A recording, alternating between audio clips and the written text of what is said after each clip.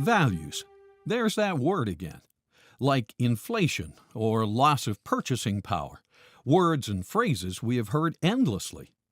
But do we really know what the word values means?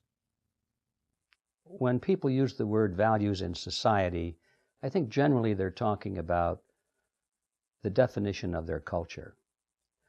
What is the predominant religious view? What is their view of justice? Every culture has its own little set of rules and regulations, the ethics of that culture. Many of them overlap, but you'd be surprised as you travel around the world how divergent some of those elements can be. For example, in the United States and in the Western world, the idea of monogamous marriage is it's a value. It's a very important value, but there are parts in the world where a man is entitled, in fact, an obligation to have more than one wife, especially if there's a woman that needs to be provided for. Her husband has died and she's on the street. You take her in as a second wife and so forth. And Americans are horrified at that idea because they're all tied up with this question of sexuality, and they don't realize that in other cultures it's got very little to do with sexuality at all. It has to do with family unit and supporting people in need and so forth. So each culture has its values. That's not to say that we're supposed to have the view that all cultures are equal. I think we're entitled to be biased in this sense. I think most of us, regardless of what culture we're in, we're entitled to think that our culture is the best. But in Western civilization, certainly in the United States, we have a set of values that has served us well and has created a great civilization. So are values relative or are they absolute? The way this question is answered may determine how much war a nation will tolerate. Are you saying same? Yes. It's relative. Well, whenever someone tells me that all values are relative, I always ask them, are you absolutely sure of that?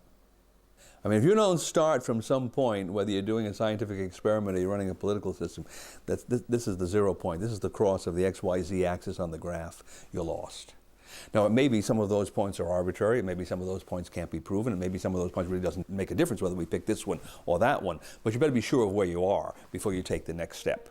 It seems values have the ability to instill useful ideas into people.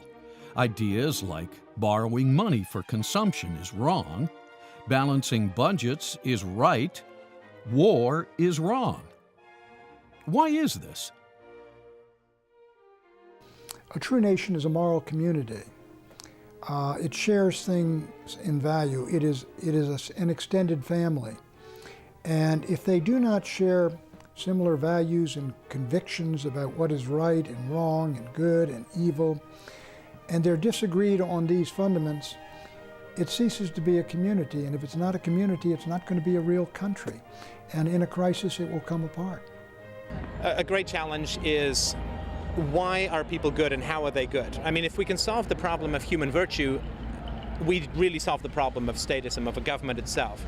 The government is intended to solve the problem of evil, fundamentally, and if you count fraud in that category, it's still the same sort of thing.